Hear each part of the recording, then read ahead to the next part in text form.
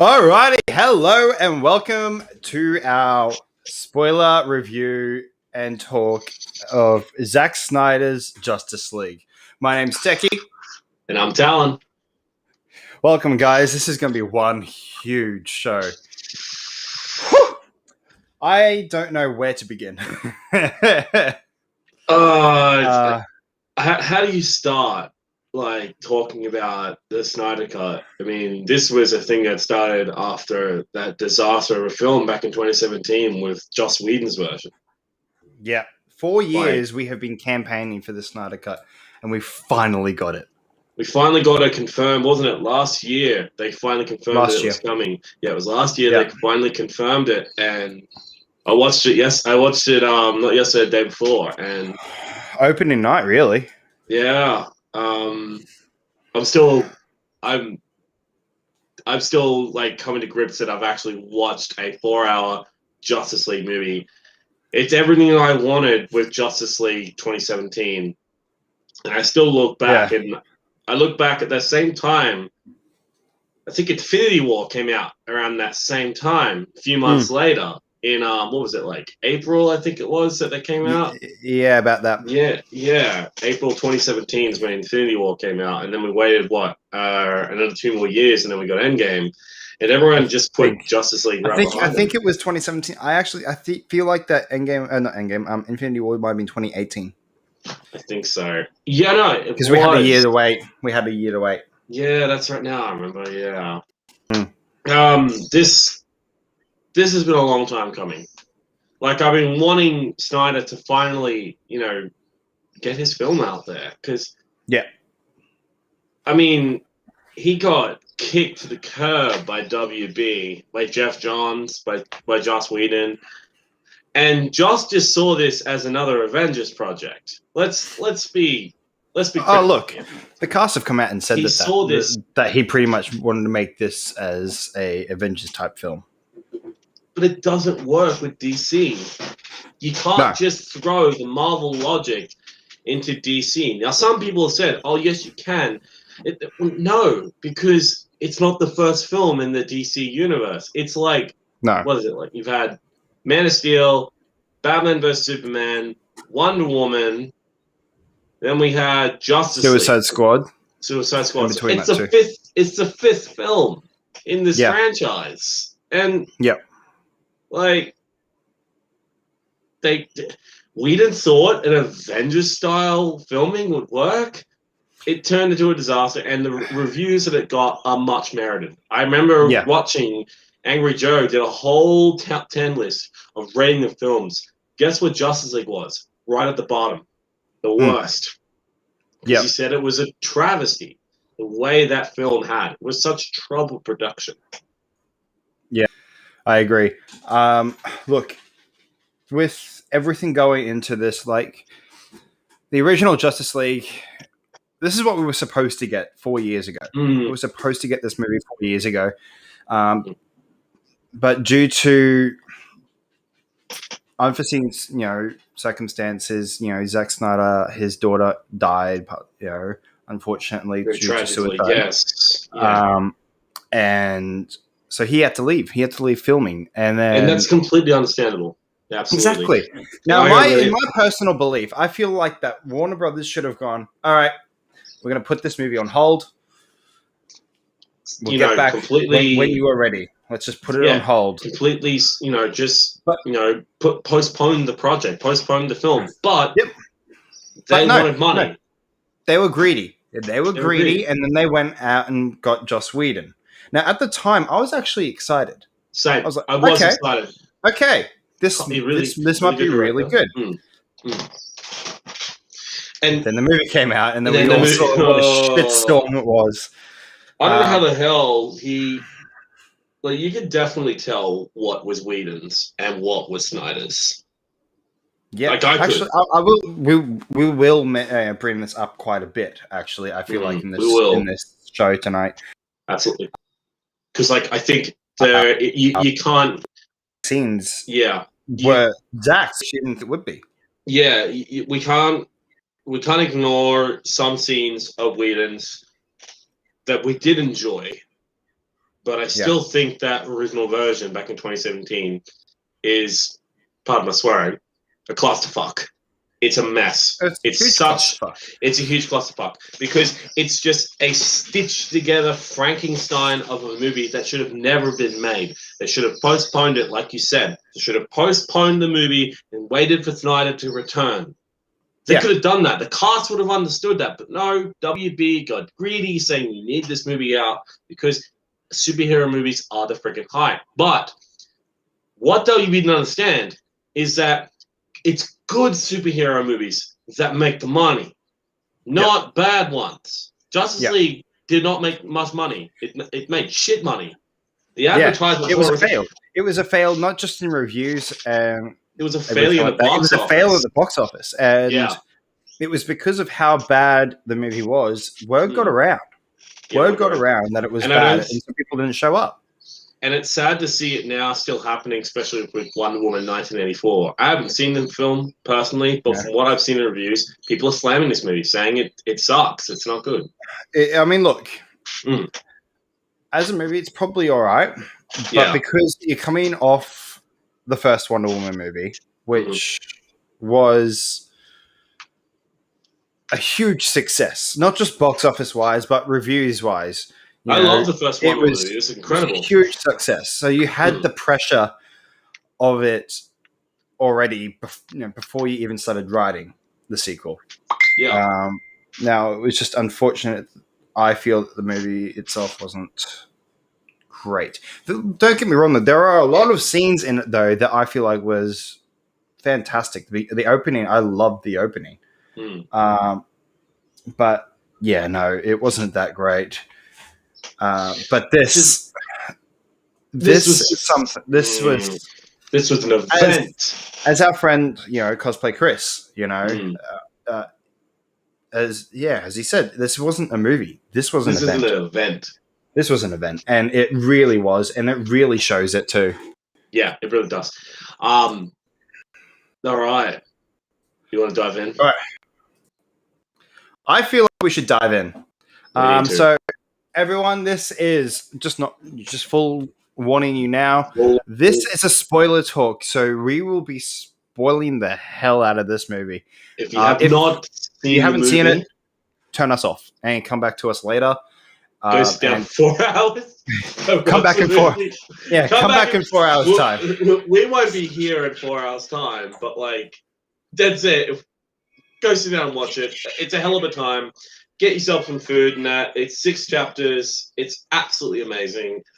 I personally can recommend this movie to anybody because it really is a good time. It really is. If you love DC and you want to support a filmmaker that got cheated on back in 2017, this is a movie to get. Snyder got screwed over by WB. This is the fans' response that we wanted this film. All right, so put up that spoiler warning. Let's do it. All right, let's go. We have a comment up here. Just for people who in spoiler territory, guys. So Nathan just said, just for people who don't know, spoilers are those things where we don't reveal what happens, right? Yeah, I think so. It's literally we're going to be talking about key plot points in Snyder Cut, in Zack Snyder's Justice League, that are integral to the story, that if we tell you here and you haven't seen the movie, we're basically ruining the whole movie. So if you have not seen the movie, please, for the love of God, go watch it before you watch us. I don't want to feel responsible for ruining the movie. Neither does Techie. So, yeah. That's basically it. All right, let's get into this. All right. The opening scene. We need to talk about before that, this was the vision and the way that the director wanted it to be seen. The aspect ratio. Aspect ratio. 4.3. It was the IMAX ratio, which I adore. I actually enjoyed it. A lot of people complained about it. I'm like, why? This is what the director wanted. This is what he intended. I have a question. All right, about that. This is my question. Are movie theaters still renting out cinemas? Because if so, I am taking this movie and putting it on the watching on the big screen. Yeah, I think they are. I would be so happy they were. I know that Hoyt's were doing it for a while. I'm not sure about events, but I would. Yeah. Hoyt to do it. Like honestly, I want to rent out some just to play some video games in there for a couple of hours. Yeah, but all right. So yeah, the aspect ratio 4.3. Intended wishes of the director himself. Very nice. And then straight off the bat, I love the opening because completely different opening. Completely different opening compared to the opening at the beginning of the. I'm going to call it this from now on, the Justice League. Mm-hmm. It had that really bad CGI around Cavill's mouth, trying to get rid of the mustache, with an iPhone recording of these kids asking Superman a question. That ain't in it. They ain't in this. This opens like up a river. Hope is like a river. Yes. Also, it's like bad CGI. Then you look at his face. Oh God, his face is shifting. You're a deep face. But this opening by far already. Like as soon as it opened, I went, "This is what we're in for." Okay, cool. So it was the exact sequel to BVS. This is what it needed to be. It opened up with Superman dying, killed by Doomsday. Yeah. And the Superman scream, dude. Yeah, the waveforms of it literally is what awoken a lot of the mother boxes, because that's the whole point of this movie. And they mention it too. They didn't wake because they sense Kryptonian there, and that's why they didn't want to wake up. But as soon as he died, they all started to wake up because they were afraid of him. Yeah, because they're afraid of how powerful he is. Yep. Yep. Dead said, I'd be shitting myself if there was an actual god on planet Earth protecting it, because look what Superman can do. All those different visions and stuff like Batman's, especially in BVS, with Superman there literally taking over the Earth. What we're getting is more of the nightmare sequences in this film. Oh, that'll be like right at the end. Yeah, right at the end. Absolutely. All right, but this is all. I feel like we should probably start off this instead of going scene by scene. I feel like let's talk character development, dude. Cyborg. Cyborg, but each and every one of these guys have got their own character development in this movie. Batman's not. They all had a time to shine. Jokes. Yeah, Batman's not making any stupid jokes. That's what made me happy, because in the original Justice League, I hate saying that, but in the original Justice League, they literally made Batman a comedic relief. They made him a dumbass, and I'm looking at Joss, and I'm like, what are you doing? Why are you making Batman a dumbass? He's the world's greatest detective, and you make him stupid? The hell? Yeah. That's what annoyed me, because I was just like, I don't understand. Like, I know for a fact this is the first time that Joss Whedon has ever worked with Batman and DC in that. I know he's used to Marvel stuff, but the Marvel type of comedic stuff doesn't work with DC. You can't just make Batman a comedic relief. I might as well go watch Batman and Robin. Yeah. Because I'll get more comedic relief out of that Batman than this, because this is just cringy. It's super cringy. But in this one, he feels determined. He feels focused. He feels that he must honor Superman by living up to it and protecting the world. Yeah. And that's what makes me happy. I love the way that Batman was put into this movie, and the way he was done. Ben Affleck can't do no wrong with him. No, he can't. I've been saying it from day one that he was the perfect casting for Batman for this role. Especially with you want a Batman that is just well beaten, meaning he has seen. I mean, as Jim Gordon said, fighting in Gotham for 20 years. You really think he's gonna do it? You really think he's killing people? No. Yeah.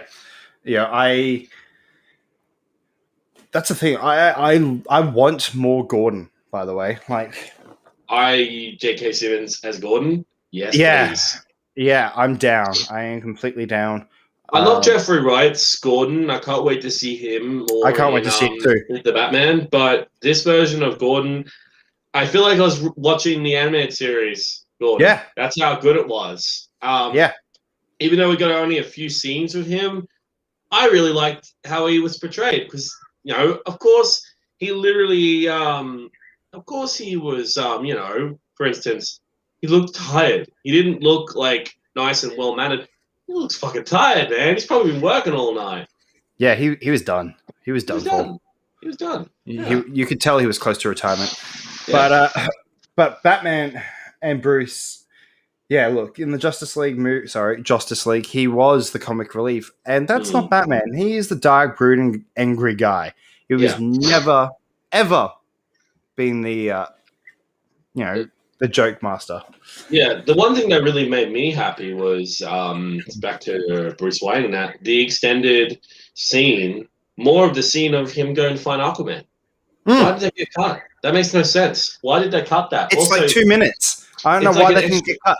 Yeah, it's like an extra 2 minutes, and it's just Bruce Wayne on his way to go find Aquaman. Also, that entire scene of him talking to the villagers and that inside that hut with Jason Momoa's Aquaman. Yeah, like different. I am so happy that this was cut, but the whole Arthur Curry.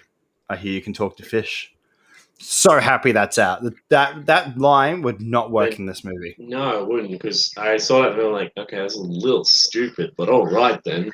So we're going to be continuing on with the scene, because that scene that we saw in this film was in the trailer originally. Yeah. So that's why I was actually surprised that line got cut, and I was wondering if that was Zack's line, because that was in the first trailer. That was in the first trailer, though. That they showed when Zack Snyder was still on board. Yeah. So I was really surprised that was. I don't believe that was Snyder's. I believe that was Joss's, because if that was Joss's, remember when we looked it up, the 30 minutes of the original is literally all of Zack Snyder's original work. He only completed 30 minutes of this film. The rest is all new footage, but in the original it was all Joss's stuff. So I think at that marker point, I think that scene actually was part of Joss's stuff, not part of Snyder's. But then that's up for debate. It's really hard to tell. But as I said, it's really hard to tell. Yeah. Anyway, like I said, this scene was a lot better. It was the cinematography was beautiful. Oh. I love that. Give me more Batman on a horse, please. Give me more Batman on a horse. Yeah. I mean, I know that fact that Ben Affleck's Batman is inspired by the Frank Miller's Batman, so I was expecting some horse scenes with him in the Batsuit, but that's just me dreaming. But WB, give us a Frank Miller live action Batman movie. Well, please. that's the thing. I want more Ben Affleck Batman. I want more. I do, and I think Ben realizes that a lot of people really want him back. And look, I know that they can actually do it, because you can have two Batmen, because there's infinite Earths. Well, this is what we mentioned in our show on Wednesday. Yeah, we mentioned that they can do this. They can easily have two universes going. Yeah, they have one Earth, which is the Snyderverse. And then they have another Earth, which is like the Robert Pattinson stuff and everything like that going ahead. Yeah, I agree. They can do this, and then you can have a big event like Endgame where you bring in the multiverse. When you bring in, you can bring in like a threat that was in this that we will get into very soon. Yeah. Because the threat in this movie, it's not the original threat. It is. It's the main. He's the main threat. The original guy is the main threat, but there is a second threat, which we'll bring in later. Is even more worse and what is to come. Anyway, let's get into it. Let's jump back in. But Aquaman's character development so much better. Holy shit! This movie sets up Aquaman. Like, it sets up his movie. Yeah, it sets up for his conflict with sets up his conflict with Atlantis and that, why he refused to help. First time he's ever met Mera as well. He literally has no care for Atlantis, but eventually we know that he will become King of Atlantis. That he will. Honestly, I'm keen to see what they do with more of Aquaman. Of course, we know we're getting Aquaman 2. I'm not going to get into personal things about Amber Heard. I'm going to leave that alone because that is a whole lot of bag that I do not want to open up. We've talked about it before on here. That you and I both. Look, I think we can bring this up. Yeah. It was hard when you see her on screen not to think of it. Yeah, I agree. It was so hard not to think. As soon as you see her now, it pulls you out. It pulls you out of the movie, and that's not on Snyder. That's just on Amber Heard herself, and it was so hard not to have our own say, really, of. You know what? What was going on behind the scenes. I will agree, though. I like this armor more than the one in Aquaman. I think she pulled. Look, as actress-wise, she fucking knocked this out of the park. She really did. I loved her character development in this movie. Even though Aquaman itself. Yeah, I really loved his armor in this. Though I will admit, I do love the eventual comic book armor he gets in Aquaman. I love that more than this one. It. But again, he doesn't. Like a lot of people was like, why doesn't he get his eventual armor? It's because he hasn't accepted his destiny yet of being the king of Atlantis.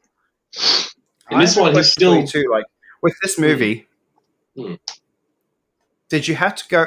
Wait, where's the timeline of this movie again? I think it's. No, I know where it is, but like during the Aquaman stuff, you're like, wait, where is this set? Where in the timeline would this be set? Because we've already had the Justice League movie, and then we had Aquaman, which made sense. But now we had to recalibrate because it's a completely different movie.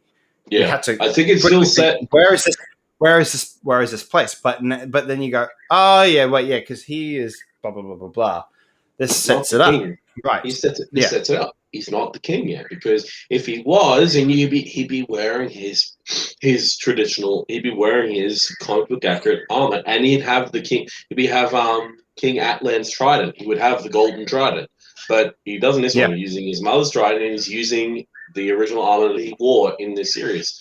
It was cool to see him fighting not just in the water, but also fighting on land, because we barely see that in Aquaman, only in a few scenes. Like, for instance, when they're on land, when they're trying to find King Atlan, trying to find, the trench and that to get King Atlan's trident. You see him fighting Black Manta and shit like that. You only see him fighting land for a bit, but in this one, you actually see him fighting on land when he's trident a lot, especially when he's fighting. Especially when he's fighting like parademons and stuff like that. I will admit, though, the parademons in this. Which, by the way, they look fantastic. They look so good. They look like the ones from the animated series. From BBS. When you first see them. BBS as well. It's BBS as well, which I really like. Now, all right. Now that we're like talking about like Atlantis, everything like that, like I have to say that Mera, her character was so much better in this than I feel in Aquaman. I agree. I loved her character in this. I think Amber Heard did play it well. As we said, say what you want about Amber Heard, but she did fucking great in this movie. We like her character. We just don't like the actress. That's just our personal thing. That's just us. I will admit that she pulled her character off so great.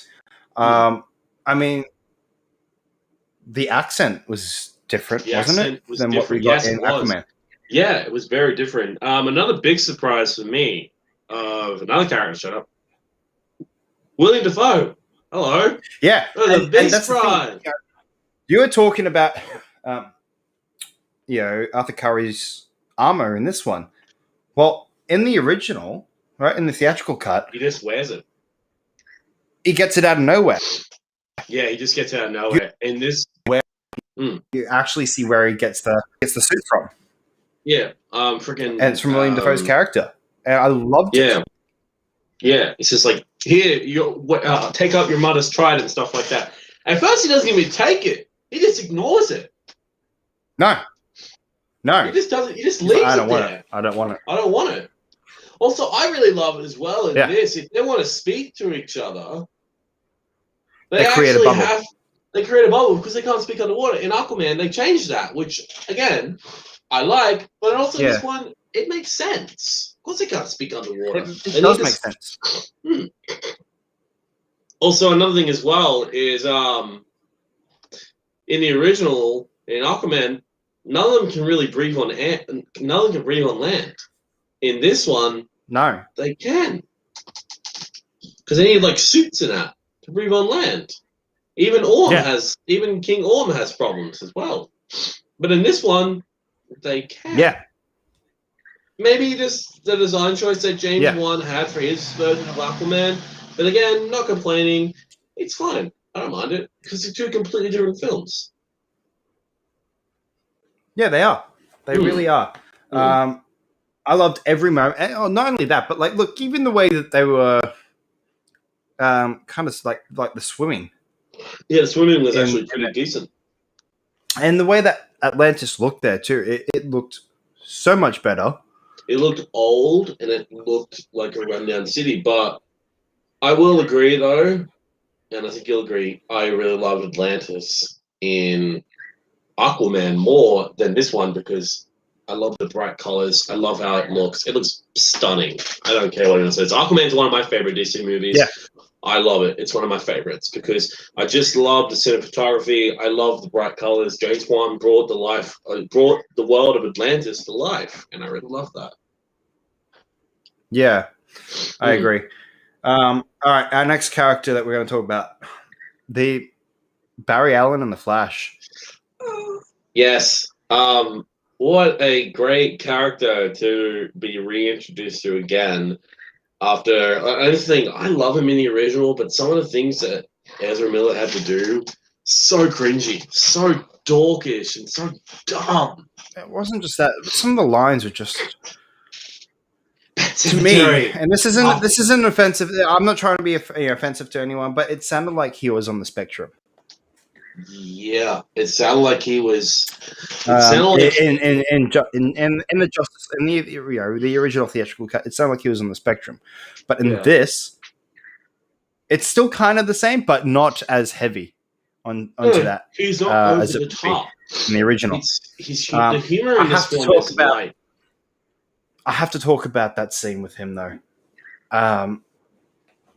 with Iris. That was good.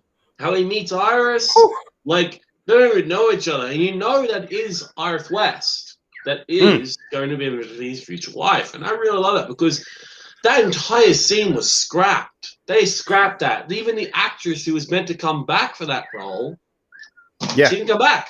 She actually quit. Yeah, which is sucks because she was a good actress to play Iris West, and the fact that Barry actually saves her life in a really cool sequence. I really like that sequence a lot. I like that sequence too, but somebody pointed this out to me though. Any professional truck driver though wouldn't take at least 30 seconds or 40 seconds to pick up a burger they dropped on the floor. How the hell can that guy not know? You got a point. You got a point. Like, come on, you're telling me that you have to lean down that far just to get that long a burger, and also that long? Come on, dude. Or even better, maybe just leave it down there until you. Also, how did he not know he was hitting cars and that? When he got up, he was like, "Oh, what happened?" Yeah, dumbass. Exactly. That is my only biggest gripe about this scene. But I loved that he went there for a job interview at a dog place. A dog walking. Oh, yeah. And when he goes to save Iris, right? Because Iris gets into a car, starts driving off. The truck comes, smashes her. She comes flying out. He obviously has seen it / heard it. slows down. I love the way that the CGI looked when he starts to go, like, and you can see his shoes burn away. His shoes burn away, and you just see him fucking run, and then touch the glass, and it just shatters to I pick love him, the effect. to get the Iris. It bunges out like that and just cracks. Yeah, because I that's love how that fast too. he's But going. then he gets, because the truck driver also hit a hot dog there. Oh god, here we go. And I love that there's hot dogs flying around in the air, and he looks at Iris, and he goes and grabs a hot dog. I'm like, why the fuck are you grabbing a hot dog? Out of anything, save her more than a hot dog. And now we know why he gets the hot dog. He got the hot dog. Somebody says that it was a bit creepy of him to kind of caress her face because he hasn't officially met her yet that we know of. I don't know why he's trying to do that, because you remember what Quicksilver did in Days of Future Past when he grabs Magneto and holds the back of his head? It's because of Whiplash. That's how fast he's going. You literally have to hold their head just so their neck doesn't freaking break. Yeah, but at the same time, though, like he then stopped and didn't hold her head. It was when her hair was like this, and he caressed her face like that. She probably has no idea what's going on. That's the thing. She probably has no idea. But as a viewer, you look at that and you're like, "Oh, that looks a bit creepy." Considering you haven't met her yet, fuck. But the payoff of it, though, it was so great, and then. She's on the ground, and you have no idea where he is, and there's dogs barking, and he's like, "Oh, wow, I hope nobody got hurt." See, this is why I always carry a sausage with me at these emergency times. Oh, my God. I'm like, fuck yeah, it paid off. It did pay it paid off decently, and I really love the fact that how the hell can you prove he was there? Like, no camera can catch him on like speeding across. Like, CCTV can see him speeding around a place, but like, again, you don't know who it is because he moves that quick. Yeah, I love though. He goes, "So, do I get the job? Do I start Monday?" I don't think he got that job. No, I don't either. But I do love the payoff in the end of the movie when he does get the job he's eventually supposed to get. Yeah. And I have a feeling that's got to do with Bruce. 100%. Absolutely. Why would he? Like, seriously, Bruce would want him to succeed. Because here's the thing. Could Bruce get his dad out of jail? In a way, he could. But the thing is, he could. But he doesn't want to mess with that. No, because I think Barry would get so mad at him because he's like, I want to prove his innocence. I don't want to just get him out of prison. I want to prove his innocence. Here's my question, because it gets brought up in the movie, obviously. Obviously, his dad's in prison because of the murder of his mum that he didn't commit, right? It was, yeah. But my question is, wasn't it last week or this week that we got news that they've cast the Flash's mum in this movie? Yes, they have cast the Flash's mum. So, are we getting the origin, or what's going on? Because we know he's left. We know the dad's left. He's not coming back. Yeah, the dad's left. He's not coming back. And that's why they cast her. So that's my question, is what the fuck's going on? I don't know. I would love to see the dad there, because the dad is actually the original Dr. Manhattan in the Watchmen movie of Zack Snyders' Watchmen. So I don't get why he would leave. Because Zack's probably got nothing to do with it. Ray Fisher was fired from The Flash. Was he actually fired? He was. He actually came out with a statement a couple months back. Oh, shit. Yeah, he's been fired from The Flash movie, which I'm a bit bummed by, because I love Ray Fisher. We'll dive more into him. I mean, look, I believe that if we can do this just for a movie to come out that wasn't even fully there, I reckon we can restore this universe. Yeah. Easily. The universe that was meant to happen with Snyder, the WB. Now, this is what pisses me off. Mm. DC is still that stubborn that they are still classing Joss Whedon's movie as the canon version of this. That should not be the canon version. This should be the canon version. It's not the canon version. This is the canon version. This is Zack Snyder's work. What this? And is we calling this the?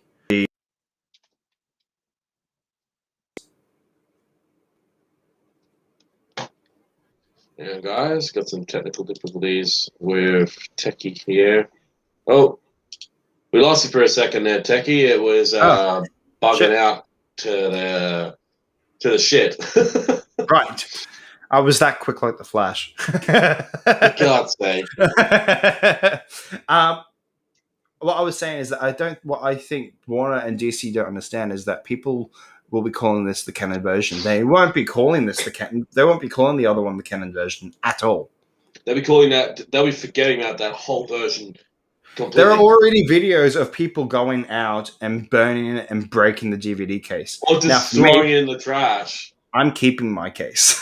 Yeah, but you've already said what you're going to do with it. If this comes with a physical release, I am throwing out the original discs and I'll be replacing it with this one. Yeah, I agree. I 100% agree. I will be doing that as well. I mean, look, us talking about the restoring the Snyder Cut. The Snyderverse. Look, there have been two websites who are really unreliable. Do we know these websites? Do I know these websites? No, I think so. There's one of them. We got this covered. The other one is from Epic Stream, which I'm pretty sure they're just copying. We got this covered. But what they have come out with is that supposedly Warner is actually reconsidering it. I don't trust it. I don't trust those websites. Trust it either. I don't trust those websites to any sort of form of news. They always are just a bit unreliable. Absolutely. I mean, look, but this is they are unreliable, and they are boosting their website profit by making that post, making that big article. Yeah, because this is what people want right now. This is exactly what people want right now. They want the Snyder Cut to be considered canon. Now, if it's true, if Warner is considering making this canon, awesome, because it needs to be canon. Also, it's not even about making this movie canon. It's about restoring the universe. It's about restoring the integrity of the DC universe with this film and actually continuing on Zack Snyder's work. Here's the thing. If WB wants Snyder to come back as a director for the rest of the Justice League movies, give him a raise. Give him a raise and literally pay him more to do it because he fucking deserves it. I don't think he needs more to do it. Huh? I don't think he needs more to do it. I don't think he needs more to do it. Though I don't know if he can do this for $70 million. I still think he needs I still think he would need a bit more of a budget. Like obviously. Yeah, he already shot half an hour of footage. Yeah. So add a bit of that onto the $70 million that he got for this movie. There's your budget right there, and he will do it. And the cast will come back. The cast will easily come back. You know for a fact that Ray Fisher, the whole cast will, because they believe in him. Especially Gal, especially Henry, Ben Affleck, Ray Fisher, Ezra, they all will come back. And even now, we know for a fact that everyone's sharing this around. Even Joe Manganiello, Destro. Manganiello, yeah. He is just... Which we'll get to that later on, too. I got happy when we saw his character again, which we're going to jump into. All right, so... Jesse Eisenberg shows up, too. Yeah, I know. Twice. The original post-credit scene, but with him at the beginning. Yeah, the original post-credit scene for BVS when we see Steppenwolf for the first time. Yep. Is in this movie. Yep. But, and I'm talking about the heroes and that. We're going to talk about Steppenwolf, bro. Holy fuck. That armor design, everything about his character is just enhanced. He's no longer this, I'm the bad guy. This guy is not just that. Cold, it's calculated. It was more of the fact, in the theatrical cut, he's talking to the mother boxes as if they were his mother. It was so creepy. Yes, mother, I understand, mother. I'm sorry, mother, blah, blah, blah, blah, blah. Shut the fuck up. Yeah. I didn't understand. They are obviously not your mother. What the hell was that? I don't know either. This movie changes that. They change his whole reason being there. Yeah. And look, I'm gonna bring him up. He was sent there, kind of sent there. He hasn't been able to return home. No, he's been banished. He's been banished because he betrayed. Here we go. Darkseid. Darkseid. He betrayed Darkseid. I would love to see what he did to betray him. I would love to see that. Which is a big no-no. You do not betray Darkseid. No, why would you? That guy's literally a god. And the fact that he shows up, like he doesn't just not like a voice or a name and that. We actually see him. Yeah. We actually freaking see him, which I'm completely blown away by. And also, I really when they did the first ever all the heroes coming together, the first time, like Zeus and that. It's that scene has changed. It's not just Steppenwolf coming down. It's fucking Darkseid. No. I don't know what was WB thinking in their thick brain, thinking let's replace Darkseid as the person that's first invasion. Let's put Steppenwolf in because here's the thing, okay? In the original comics, Steppenwolf is actually Darkseid's grandfather. In this, they've changed it, but you know what? I'm fine with that because in this version, they replaced him instead of Steppenwolf coming down to start the Unity and stuff like that. It's Darkseid. Of course it's Darkseid. Darkseid conquers Earth. He's conquered hundreds of worlds. And this is the one that actually stopped him from conquering and basically told him to leave. Yeah.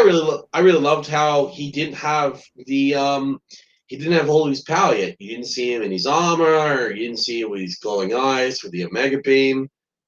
He literally is just got a huge weapon. He's insanely powerful because, again, he's a god. Yeah. I really loved how they handled him in this. And the fact that he shows up made me so happy. But also terrified because I'm like, holy fuck, Darkseid's here. Right. Yeah.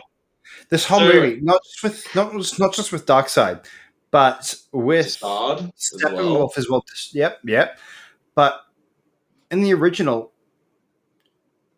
I felt ashamed of Steppenwolf more than anything. Like I felt that design. I didn't feel sorry. I didn't feel scared. I feel like in this movie, I was shit scared of him. His armor looks so cool. Every one of their presence. It was, I want that armor in real life. I would literally wear that armor in fucking real life just for my local LARP and just see people try to come after me because I loved how the armor's not just like plated and look all over him. It's alive. It's just whenever he gets. I remember when he got shot with half a dozen arrows and that. What do you do with the arrows? All out. That opening scene when they're on Themyscira, when they're coming to get the mother box, they've completely redone that scene. It's such a great gripping scene of them playing tag with the mother box, trying to get it away from Steppenwolf, and it ends up failing because they can't stop him. Like all their weapons are useless. They're firing bows and arrows. Yeah. Even Nathan, I agree with Nathan. It was so much more believable. I agree. It was much more believable. That whole battle was literally a battle to lose. How the hell do you stop Darks? How the hell? That armor was like Shredder's armor from Teenage Mutant Ninja Turtles. Yeah.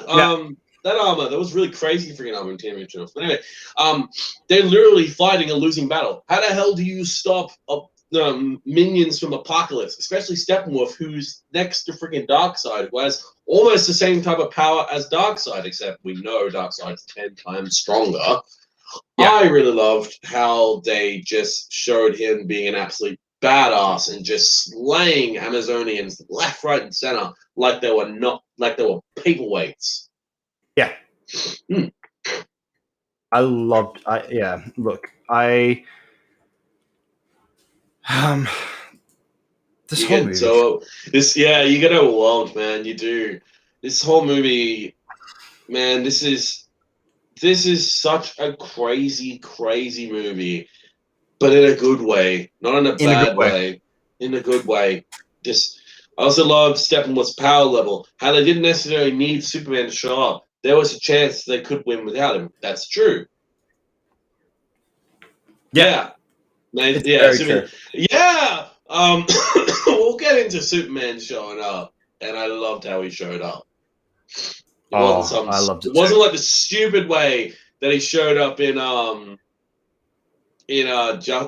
Justice League. In Justice League. All right. Next thing I think we should talk about is Wonder Woman. Yes, Wonder Woman, but we'll have to talk about her after the break because I need to go and make a quick start on my dinner, so it might be a bit of a break. This is just want everyone to know this is going to be a long one. We're in it for the long haul. I'll probably need to go cook dinner, so this will be quite a long break. I have to cook some chops and that because I'm the cook tonight. Right. So, if you guys want to go make dinner and go get all your snacks and everything, or even better, hey, Techie, do you want to put up our advertisements for our Spotify and our YouTube and maybe all of our other stuff? Sure can. Just give me 1 second. Oh, no worries. We got to plug all of our. Yeah. Got to plug all of our. Follow us on our YouTube channel, which is right there. The Techie and Talon Show. Or you can follow us on Facebook if you aren't already. You can follow us at the Techie and Talon Show. Same with Spotify. You can find all of our exclusive content on there, which will be our spoiler shows of the Disney Plus recap show, which we unfortunately won't be doing tonight because you haven't watched it yet, Talon, have you? No. I got back late last night. I was tired. That's all right. We will do that tomorrow, I think. Absolutely.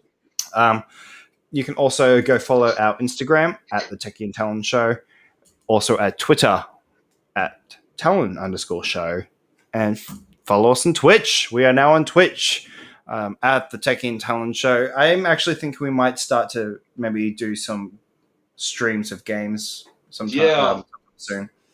Absolutely. I like what Nathan said. I like truth, but I'm also a big believer in justice. I hate that line so much because it's so corny. It's just like shows up like, I like truth, but I'm also a big believer in justice. I'm like, I know that's from a comics, but for a movie point, why? Yeah. Why? Yeah. All right, so we're going to take a bit of a long... We will be back very soon. Stay tuned. Yeah, stay tuned. All right, guys. See you soon. Bye, guys. Bye.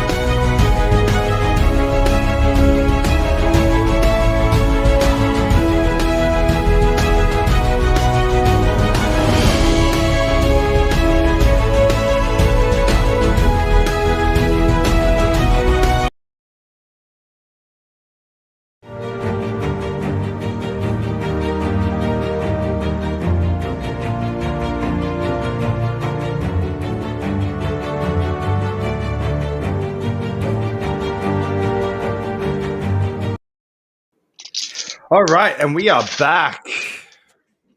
Hello. Thanks for bearing with us, guys. All right. So, let's get straight back into it, hey? Absolutely. Just forewarning again, guys, we are back in the spoiler territory.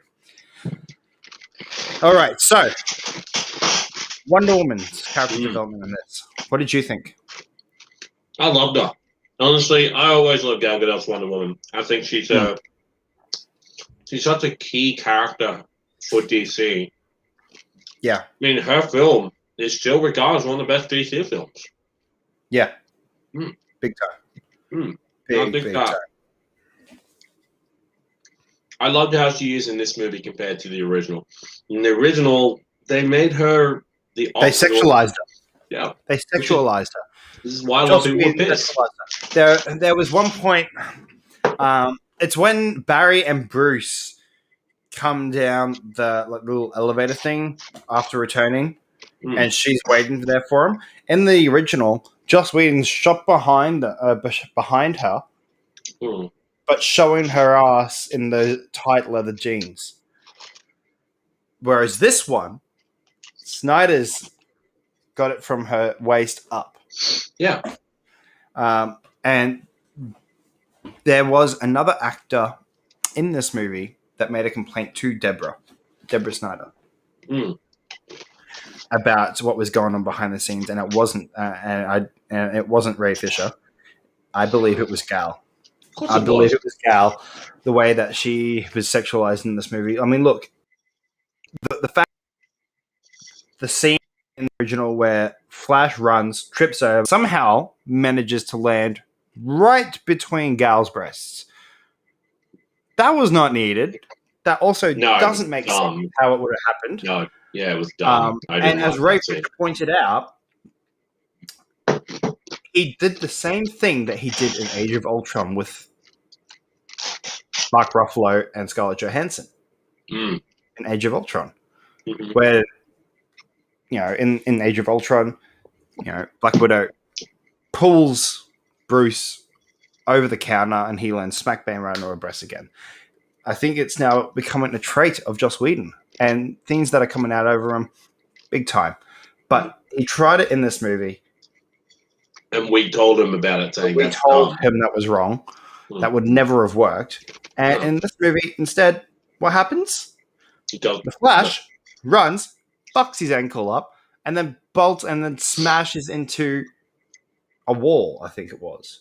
Yeah. That makes more sense. I understand how Joss Whedon thought that was necessary. I don't understand. I don't think it was necessary. I think it was dumb. Yeah. Big time. But her development in this was much better. She had much more to do in this movie too. She was. Yeah. She was actually the best fighter out of everybody. She was the best fighter. You understood how she knew about the mother boxes. Yeah, because she went and researched it. She's also a archaeologist as well. Yeah, and you see that. You see that in this movie. She jumps down after them. After her mother sent the arrow, the warning arrow,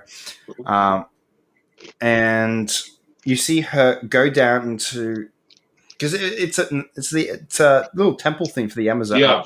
For the Amazons, right? It's a temple thing that's below the signal flame that the arrow sets on fire, that they fire from Themyscira. But it's an Amazonian temple. And it's an Amazonian temple. So underneath it is all the explanation between the first battle, and also explaining who the threat is. It's Darkseid. Yeah. It's carved paintings. Yeah, it's carved paintings. And it explains, about the mother boxes, who the fuck Darkseid is, everything. Which, by the way, I have to mention too. The look on Wonder Woman's face when you see her realize who they're facing. Well, yeah, that was fear. She was terrified. When she was talking to Bruce about it, right? Which is a completely different scene too. But then we get the flashback. Now, we got a little bit of that in the theatrical cut. But, dude, this one was more fleshed out. This was an actual scene. Yeah. This was an actual scene. Now, in the theatrical cut too, It was Steppenwolf there to attack. Yeah. But this was Darkseid. Darkseid was there to fuck shit up. As I said before, I love that they brought back they just made Darkseid for that scene, not Steppenwolf. It makes more sense. And it also showed some really cool characters. Like, you see Ares there, you see Zeus, you see Artemis, you see all the Amazonians, the Atlanteans. There's a fucking Green Lantern there too. The Green Lantern. Now, I always have, even because that was shown in the theatrical. Yeah. I have always wondered if that's the ring that went and got to find Hal. I hope so. If not Hal, John Stewart. Oh, that'd be cool. I would love that. There is a certain character that pops up in this movie that comes at the end, and it wasn't supposed to be him. It was supposed to be John Stewart. But Warner Brothers said no. Of course I did. Yeah. But I'm still appreciating the character does show up. Well, it's because they said no because they have plans. They do with the series they're planning, right? Yeah. Now, somebody mentioned this too. Like, this is completely off topic from Wonder Woman, but this is just about the Snyderverse stuff again, which we're going to probably keep bringing up like all the time. But if they don't want to pursue this as a cinema thing with the Snyderverse, make it a HBO exclusive. I think so. Make it. I honestly think that'd be a great idea. Think about how many people will be able to see it, especially now, the day and age of trying to go to cinemas now. Well, especially in this day, it's really hard. That too, but this is boosting up HBO subscribers. Like, tomorrow. Yeah, this is boosting up so many, especially for Australia, because unfortunately we can't get HBO Max, so we both watch this on Binge. And you know what? I reckon Binge is going to be equivalent. And yeah, Binge, you got to see their numbers skyrocket. Yeah. Because people are now finding that it's out. Like this guy, I was out today, and this guy out of nowhere just starts talking to me, saying that's a nice shirt. If you didn't notice, guys, Justice League shirt. But this guy started talking, and he goes, "Oh, I can't wait to see the Snyder Cut." I'm like, "I've seen it twice already." He's like, "Wait, how have you seen it?" I'm like, "It's out, dude. It's been out since Thursday." How do you know how is it out? I'm like, it's on Binge. Go on to Binge. Oh, I don't have Binge. It's a 7-day free trial. Yeah. Sign up. Watch it. It's honestly so worth it. I do have to thank you for letting me log in on yours so I can actually watch the movie, because I think you and I needed to watch this movie. Like, this movie needs the experience. And I'm so glad that I put out 4 hours of my time just to watch it. But here's the thing, though. It didn't feel like 4 hours. It felt like for me it felt longer. Oh really? Nah, I was just. I was so locked in, and I'm just like, just in awe over it all. And I when it finished, I'm like, fuck, really? It's been 4 hours? Yeah.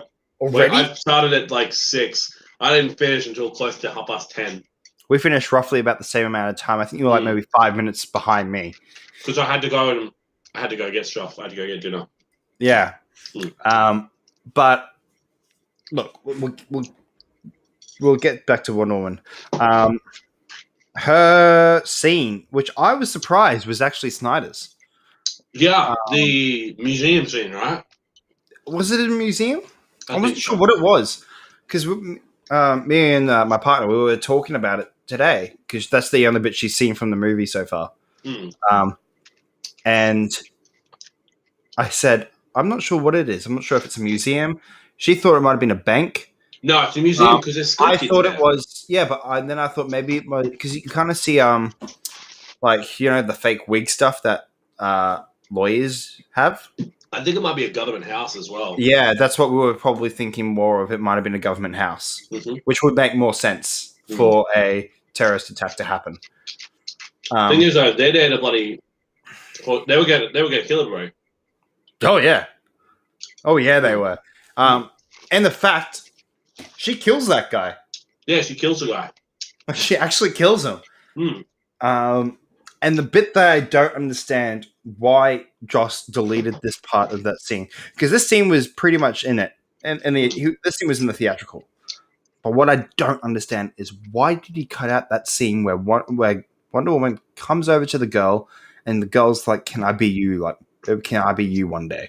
She And checks she's like, on "You him can like be a whatever hero you want." would.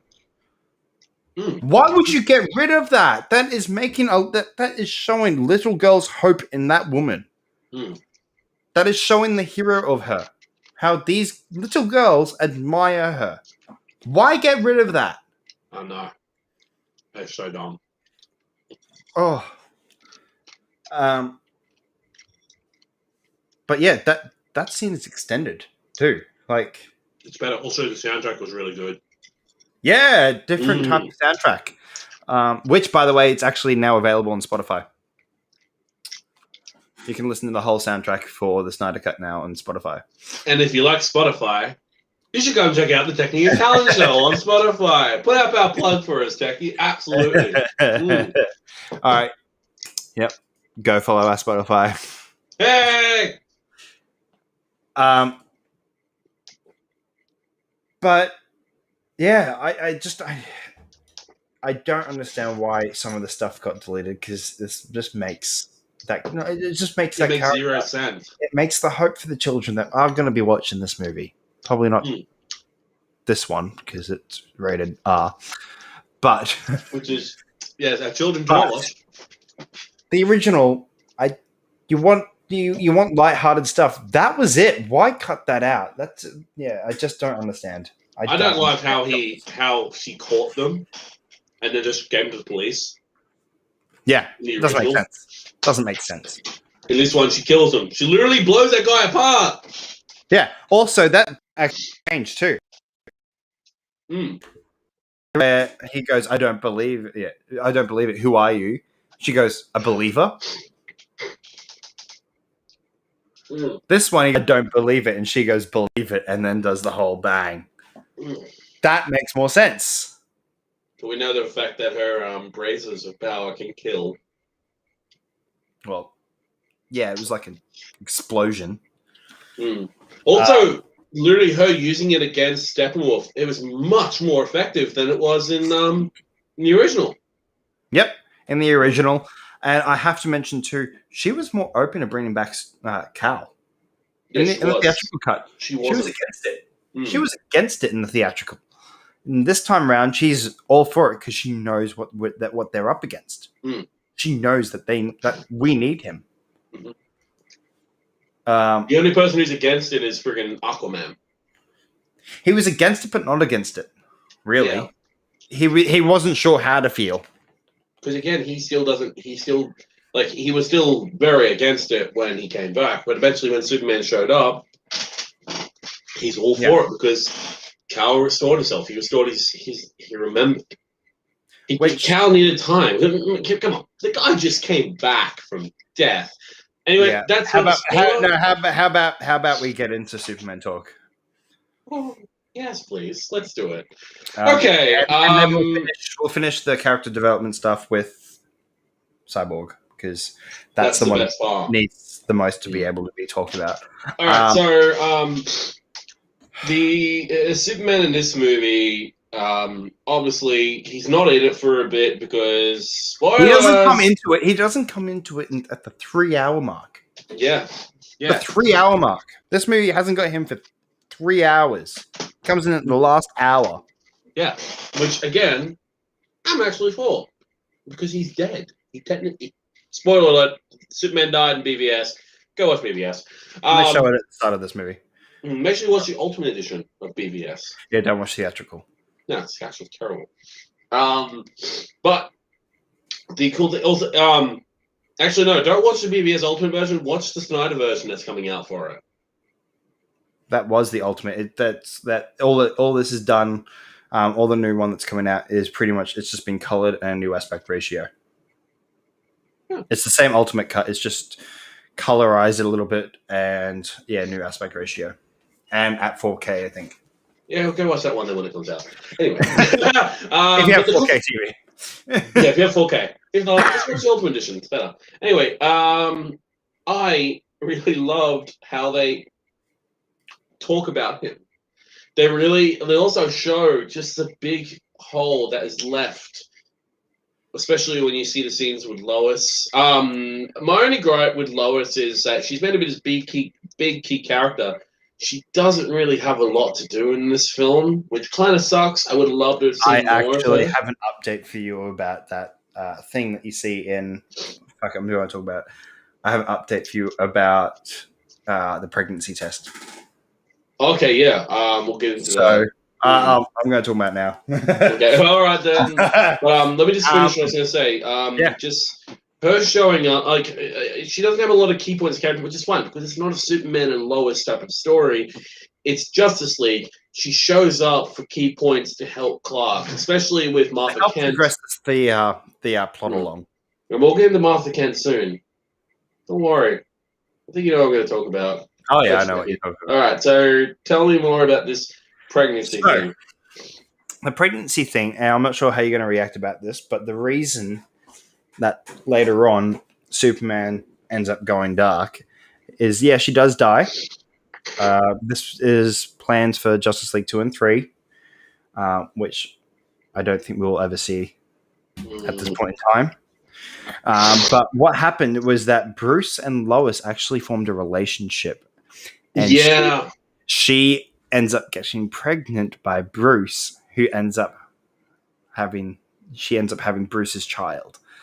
And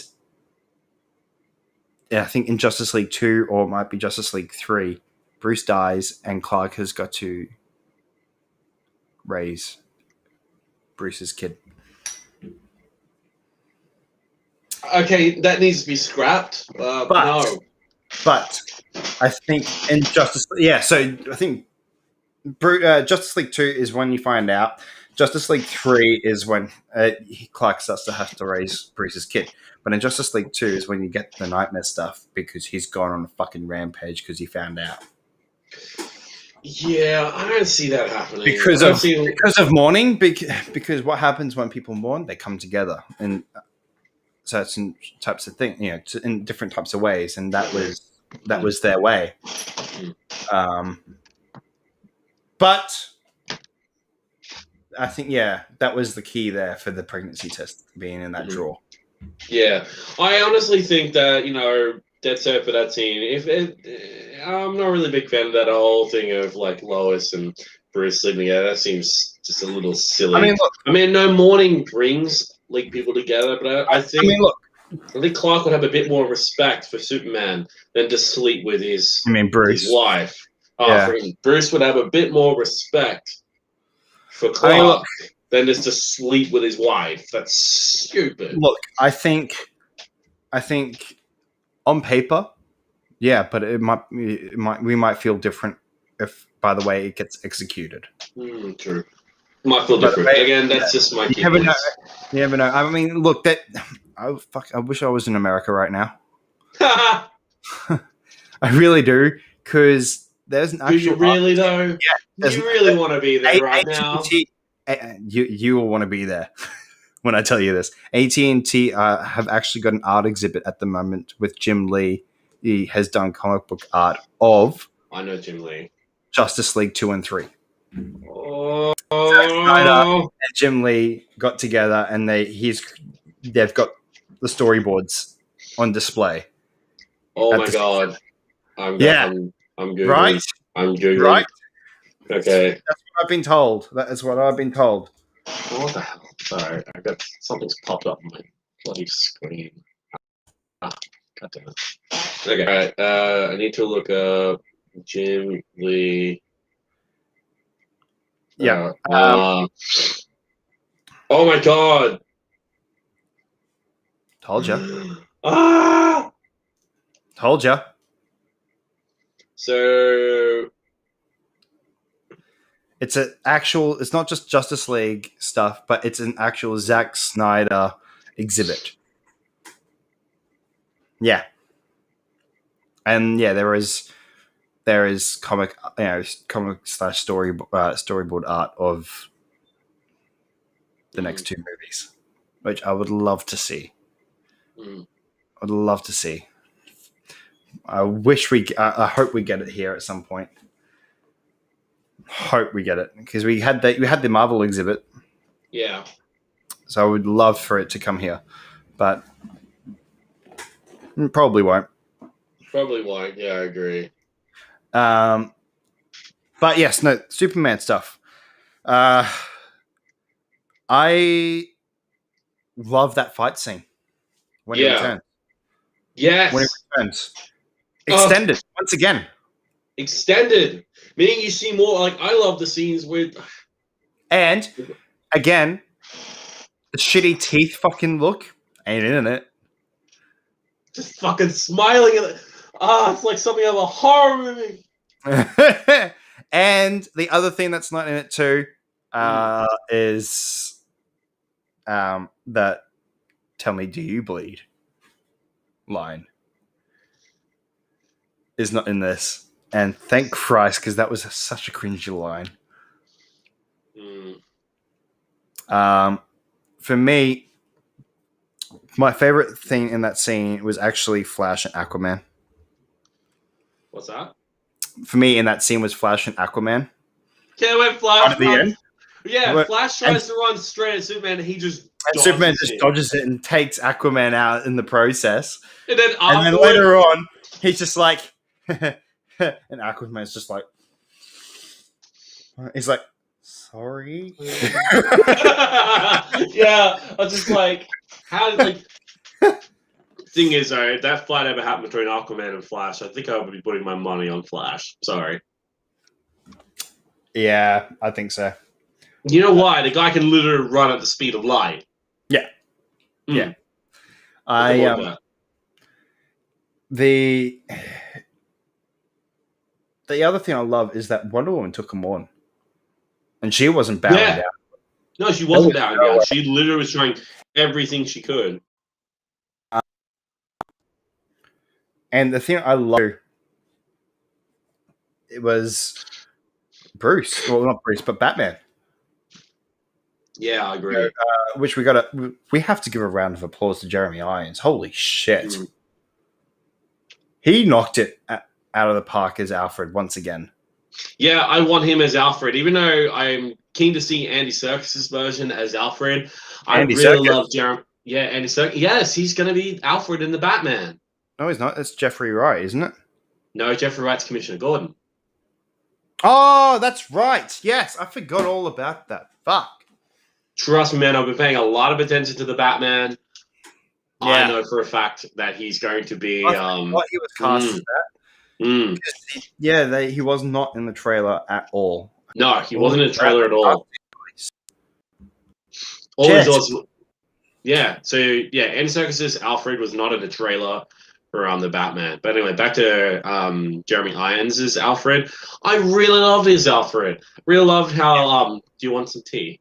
The way he criticizes how to make tea as well was fucking funny. I'm going to follow his tips how to make tea. He's like, don't do that. You'll scald the tea. Okay. It's like this. But I'll put a fight between Wonder Woman and Alfred. He was working on some new tech for the gauntlets that can absorb alien technology / energy. Alien energy. And that's what Batman was using. It happened in the fight. You know, Superman / Clark, he uses his heat vision on Batman. As soon as he sees him, he just goes for it and he blocks it. And it doesn't affect him at all. No. But it does burn them away because they can't take so much energy. Yeah, that's why he throws it off. Yeah. It happens that he throws it off. But the part where Lois arrives too is different. Did you notice that? I did notice that. And in the theatrical, it was... Get the big gun. No.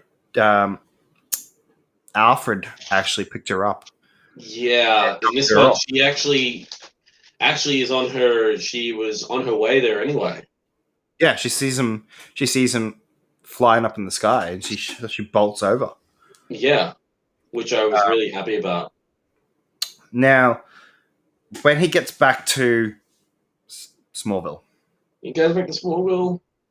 Oh, it was such a great scene. was so happy when he actually came back to Smallville. Of course, he had to go back there. As soon as you see Lois grab the flannel, you're like, okay, he's got some of his memories back. He's got some of his memories back. Like, I love when he said, so it's a yes then. Yeah, and that was in the trailer too. Yeah. She's like, what do you mean? The ring? The ring. Yeah, I love it. He was intending to propose to her. Yeah. He was intending to, and at the end of BVS, she got the ring because Martha gave it to her. Yeah, Martha gave it to her saying he wanted to give you this. He wanted to give you this. And he got to fulfill that promise when he came back. Yeah. And the way that he says to Lois, as soon as he knows that they want to talk to him, right? He says, they brought me back for a second chance. Oh, sorry. They brought me back for a reason. I've got a second chance, Lo. I need to do it. Mm. Fuck yeah, you do. Yeah, you do. It's like, yeah, I agree. It's like, they brought you back for a reason. Yeah, the Earth needs you still. Yeah. Have to say too, the part with Martha and Clark, dude, that was emotional. You know for a fact that Martha you felt that. I did. Like, you just like, she's just like trying to believe, like, is this real? Is this real? He's like, yeah, Ma, I'm real. Yeah. I'm like, ah. Yeah, you felt that. Now, then he goes back to the ship. And all the suits start showing up, and then you see, now the cool thing about this scene, his suits, all the suits, including his classic one, which I love because in the Justice League, the extended edition, that scene's actually switched. In the extended edition, yeah. In a separate scene they did for Justice League, they showed more of that scene where he goes into the ship to get a suit. Oh, really? In that scene, they changed it. In the background was a black suit. In this one, in the Snyder's version, it's the original suit. It's his classic blue suit. I really love how when he walks out of the ship, which I love that they've got the suit from the animated series where he's got the helmet on.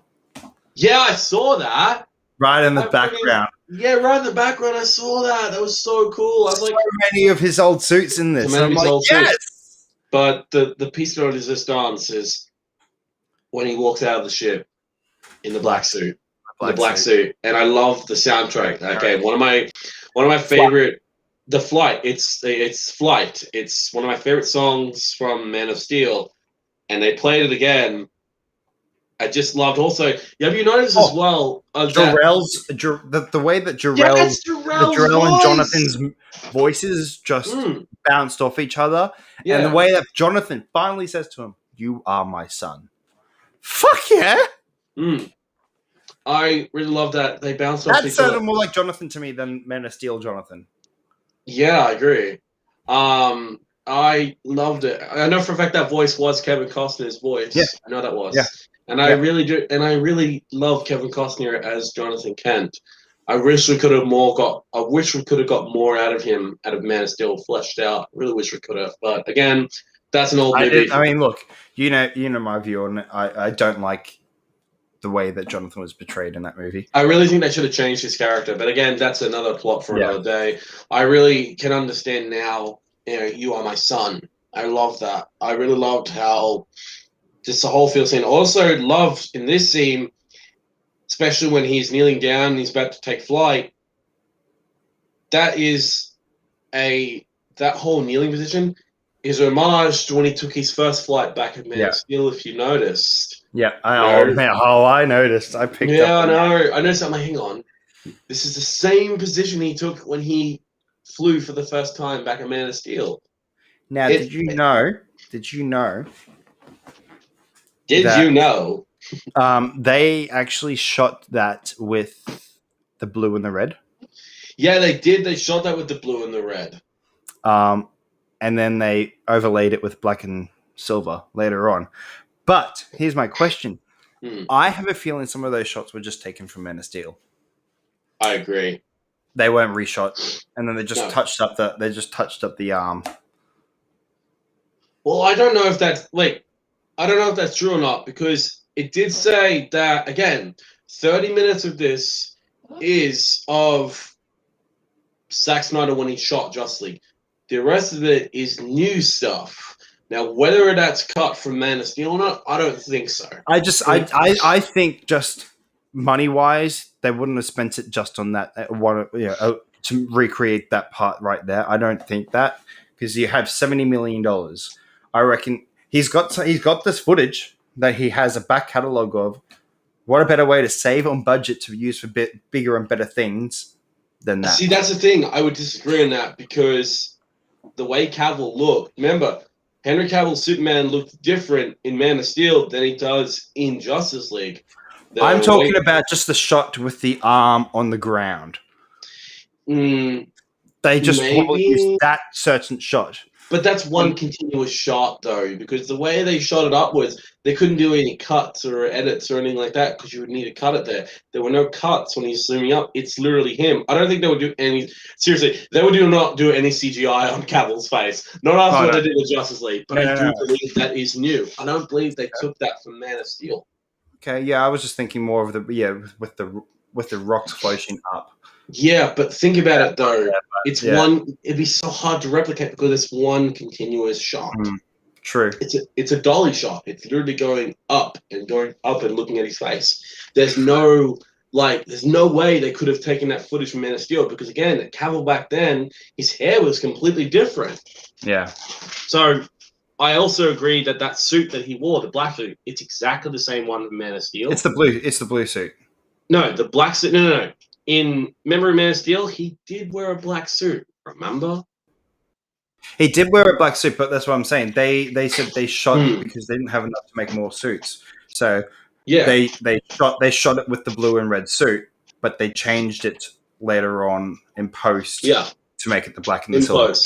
In post. I do love that scene though. It's a big thing for me because, look, I'm not the biggest Superman fan. I love and I appreciate Superman, but there's just something about that scene.